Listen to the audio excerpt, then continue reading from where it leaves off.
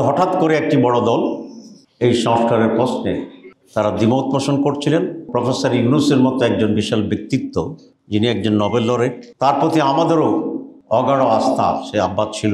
সংস্কার করার ক্ষেত্রে প্রায় প্রতিটি দলেই আমরা ঐকমত্য ছিলাম, সিনসিয়ার ছিলাম এবং প্রচুর সময় দিয়ে একটি বিশাল কমিশন ৩১টি দলের সমন্বয়ে আমরা ঘন্টার পর ঘন্টা, দিনের পর দিন, ইভেন মাসের পর মাস সেখানে কাটিয়ে একটা ঐকমত্য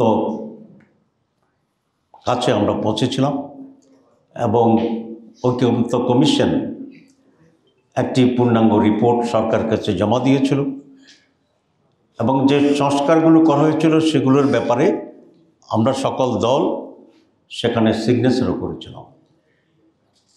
জাতি অত্যন্ত আনন্দের সাথে, আশায় বুক ভরে এই আস্থার মাধ্যমে নির্বাচনে অগ্রসর হওয়ার জন্য প্রস্তুত হচ্ছিল যে কমিশনের সংস্কারগুলোর ব্যাপারে আমরা সিগনেচার করেছিলাম, সেগুলোর ভিত্তিতেই একটি অবাধ এবং সুষ্ঠু নির্বাচন হবে। কিন্তু হঠাৎ করে একটি বড় দল এই সংস্কারের প্রশ্নে তারা দ্বিমত পোষণ করছিলেন এবং শুরু থেকেই তারা সংস্কার চান না, এরকম একটি মনোভাবও তারা প্রকাশ করেছিলেন।